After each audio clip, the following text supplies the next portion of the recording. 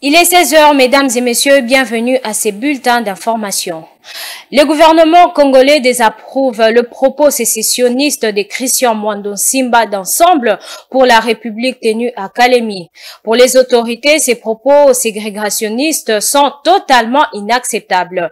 Patrick Mouyaya, porte-parole du gouvernement, a condamné ces propos. C'était au cours du briefing hebdomadaire du lundi 10 avril. Suivez ces reportages.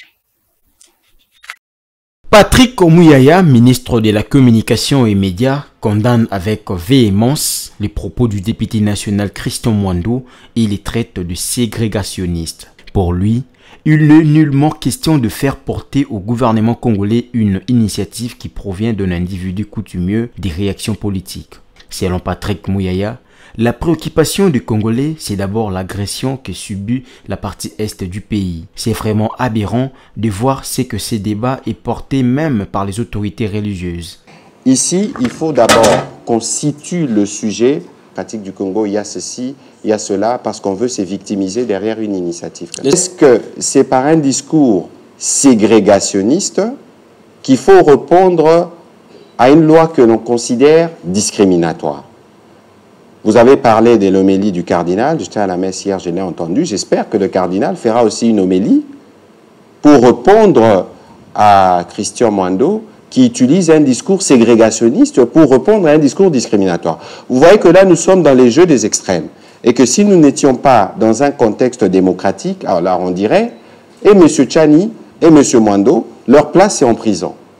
Mais alors, parce qu'on a fait le choix de la démocratie, il faut accepter que les opinions s'expriment, même si nous ne sommes pas d'accord par rapport au contenu de la loi. Le porte-parole du gouvernement ajoute qu'il n'est même pas nécessaire de revenir sur cette proposition de loi parce que le gouvernement n'est pas responsable de cette initiative.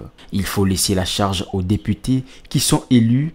Ils sauront quelle voie donner à la République dans l'hypothèse où cette proposition sera débattue. Bref, a-t-il signalé, ce n'est pas du tout honnête de vouloir lier le gouvernement à une initiative qui est portée par un individu qui du reste est bien connu. C'est une loi qui est portée par un individu qui a utilisé de son droit démocratique. Ici, ce n'est pas une stratégie du gouvernement portée par les gouvernements pour dire qu'on va adopter cette loi. Je me réserve d'ailleurs de rappeler à ces sujets le point de vue du président de la République qui est bien connu.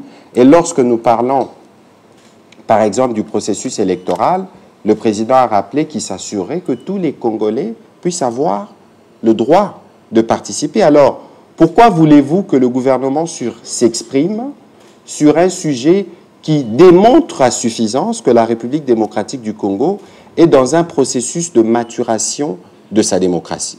Les moments venus, parce que c'est à l'Assemblée nationale que c'est là ces débats, l'Assemblée nationale consultera les gouvernements pour avis. En ce moment-là, le gouvernement pourra se prononcer. Mais le gouvernement ne peut pas commencer systématiquement à se prononcer sur tous les débats qui peuvent être suscités dans l'opinion et qui font preuve de la vitalité de notre démocratie. Rappelons que c'était dans un meeting tenu à Kalemi, chef-lieu du Tanganyika, que Christian Mwando a déclaré haut et fort qu'au Katanga, les jeunes m'ont appelé, mais disons que si Katumbi n'est pas candidat, ils ont déjà dit qu'ils utiliseront les ciseaux au Katanga. C'est hélas pour simplement dire qu'ils vont procéder à la sécession katangaise.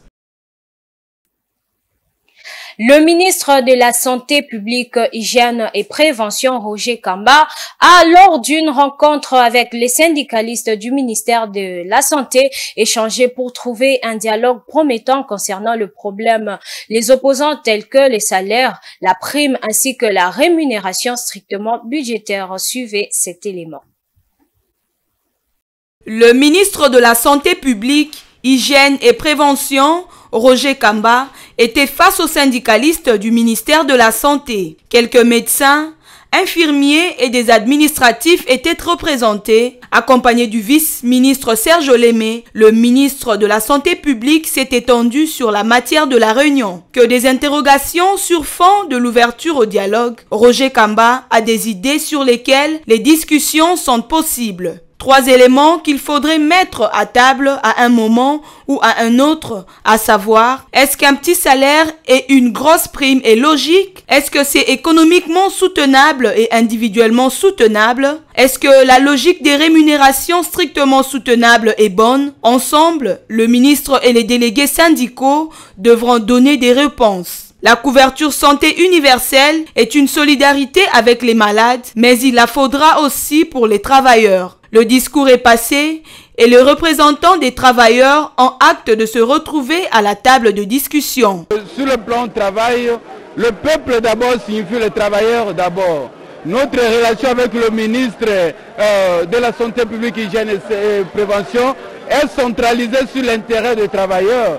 Tout ceci, c'est pour la réussite de la couverture santé universelle prônée par le chef de l'État. L'avantage est que ces agents ont en place un esprit éclairé et peuvent aller au dialogue.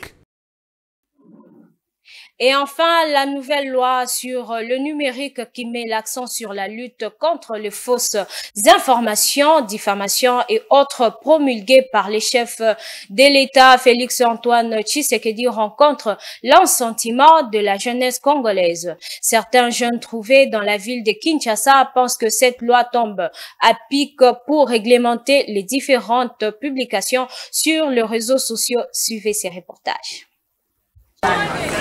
Les jeunes de Kinshasa se disent concernés par la nouvelle loi sur le numérique promulguée par les chefs de l'État Félix-Antoine Tshisekedi pour éviter les abus qui sont constatés particulièrement dans les réseaux sociaux en République démocratique du Congo. Interrogés sur la question, quelques jeunes n'ont pas manqué de donner leur avis. Je trouve que c'est beaucoup mieux pour nous, d'abord le jeune et pour tout le monde, parce que ça nous permet d'être prudentes, surtout dans les réseaux sociaux et tout. Ça pourrait nous prévenir, nous mettre hors du danger, parce que les réseaux, ça nous expose. Tout le monde peut dire n'importe quoi. Là, avec la loi, je crois bien que tout le monde va tenir compte de ses propos en tout cas. D'abord, je salue l'initiative des autorités pour la mise en place de cette loi. C'était vraiment très important pour nous d'avoir cette loi dans une société où on est en train de faire la promotion des antivaleurs et surtout sur les réseaux sociaux. Moi, je pense que c'était vraiment important que nous puissions avoir cette loi. Ça va vraiment réglementer beaucoup de choses. Mais l'inquiétude est seulement dans notre pays, lorsqu'il y a des lois comme ça, on ne part pas jusqu'à la fin où on ne fait pas de suivi pour pouvoir traquer ces genres de personnes. Et puis à 2 mois ou après 3 mois, on va voir les gens se fatiguent. Rappelons que la loi congolaise sur le numérique met l'accent sur la lutte contre les fausses informations, diffamations, cyberharcèlement, arnaques et autres actes qui violent les vies privées des uns des autres. Elle s'applique également aux activités et services numériques, aux écrits, outils électroniques et prestataires des services de confiance, au contenu numérique ainsi qu'à la sécurité et à la protection pénale des systèmes informatiques. Mesdames et messieurs, c'est la fin de ces bulletins. Je vous dis à très bientôt. Au revoir.